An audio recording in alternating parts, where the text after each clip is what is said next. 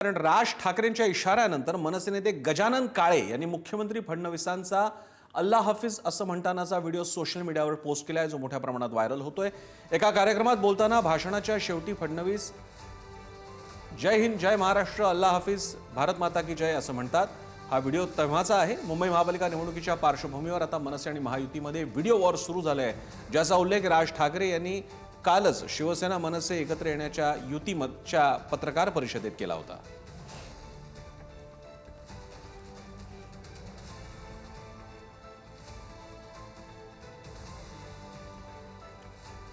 एक गोष्ट स्पष्टपणे सांगतो, अख्ख्या दुनियेला माहिती आहे देवेंद्र फडणवीस पैदाच हिंदुत्ववादी झाला, हिंदुत्वात पैदा झाला, हिंदुत्वातच मरेल। फक्त मतांकरता भगवी शाल घालणारे आम्ही नाही, फक्त मतांच्या करता रोज मत बदलणारे आम्ही लोक नाही। आम्ही हिंदुत्ववादी कालही होतो, आजही आहोत आणि उद्याही राहू। एक गोष्ट अख्ख्या दुनियेला माहिती आहे देवेंद्र फडणवीस पैदाच हिंदुत्ववादी झाला, हिंदुत्वात पैदा झाला, हिंदुत्वातच मरेल। फक्त अल्लाह हाफिज, जय भारत का उल्टी वाह की धार, खुसरो दरिया प्रेम का उल्टी वाह की धार, जो उतरा सो डूब गया, जो डूबा सो पार। सब लोग मिलकर डूबे और हम सबकी नैया पार लगेंगे। यही आशीर्वाद मैं आज के इस मौके पर मांगता हूं। आप सभी ने इस बहुत ही सुंदर कार्यक्रम में मुझे यहाँ निमंत्रित किया, इसलिए आपका आभार व्यक्त करता हूँ और अपने शब्दों को विराम देता हूँ। जय हिंद, अल्लाह हाफिज, जय भारत। आणि याविषयी बोलण्याकरता आपल्यासोबत आहेत स्वतः मनसेचे नेते गजानन काळे। गजानन काळे, आपण हा व्हिडिओ पोस्ट केलाय जो सर्क्युलेट सुद्धा होतोय, काय सांगायचा प्रयत्न करताय आपण या व्हिडिओद्वारे?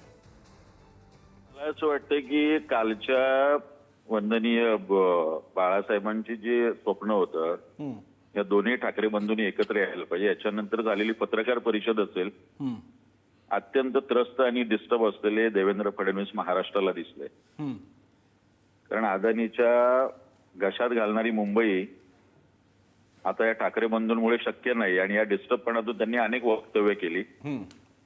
मी हिंदू असण्यापासून आम्ही कसं हिंदुत्वाची तडजोड केली नाही इथपर्यंतची अनेक विधानं होती। त्यामुळे त्या विधानाचाच आधार घेऊन राजसाहेबांनी जे सांगितलं त्या पत्रकार परिषदेत या अल्लाह हाफिज म्हटलेले असे अनेक व्हिडिओज आमच्याकडे, त्याच व्हिडिओचा एक भाग म्हणून आम्ही काल तो प्रकाशित केला। तर मला वाटतं अनेक वेळा फक्त आपण स्वतः केलं की ती हिंदुत्वाशी तडजोड होत नाही, बरं, असं काही दाखवण्याचा प्रयत्न फडणवीस साहेबांनी केला, त्याला मनसे म्हणून आम्ही दिलेलं उत्तर होतं। धन्यवाद गजानन काळेजी, राज ठाकरे यांचा सुद्धा स्कल कॅप घातलेला एक फोटो उपलब्ध आहे। काही वर्षांपूर्वी ठाकरेंच्या शिवसेनेचेच नेते अंबादास दानवे यांनी राज ठाकरेंचा हा फोटो एक्सपोज करून टीका केलेली होती, त्याच्याबद्दलचं काय?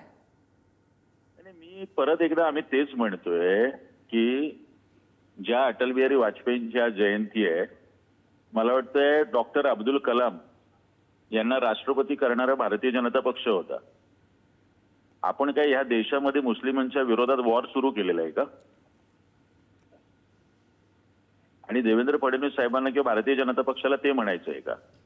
आपण ह्या देशामध्ये ख्रिश्चनांच्या विरोधात काय कोल्ड वॉर चालू केलेलं आहे का सगळं? आणि तेच आज क्रिसमसच्या उत्तर प्रदेशात क्रिसमस साजरा करायचा नाही म्हणून म्हटलं जातं आणि आज स्वतः नरेंद्र मोदी साहेब गेले होते की कुठल्याही धर्माला विरोध हा कसा विषय असू शकतो हिंदुत्ववादाच्या संदर्भातला? बरं, तो भासवण्याचा प्रयत्न मला वाटतं भारतीय जनता पक्ष करतोय। आणि मग तुम्ही एकाच बाजूला हे म्हणताय तर ईद ए मिलादचे कार्यक्रम घेतलेले आहेत भारतीय जनता पक्षाने, अशा पद्धतीने अल्लाह हाफिज म्हणणारे भारतीय जनता पक्षाचे नेते, यांचे अनेक मुस्लिम नेते होऊन गेलेले आहेत की या सगळे जर संदर्भ दिले तर मग इथे तुम्ही स्वतःला कट्टर म्हणताय, मग ह्यावेळी काय होतं? म्हणजे गरजेपोटीच हिंदुत्व फक्त वापरायचं, संधी साधू हिंदुत्व फक्त वापरायचं आणि दुसऱ्याने केलं की त्याच्यावर टीका करायची। त्यामुळे दिलेलं ते उत्तर आहे महाराष्ट्र नवनिर्माण सेनेकडून। गजानन काळेजी, धन्यवाद, आपण सविस्तर प्रतिक्रिया दिली पुढारी न्यूजला यासाठी।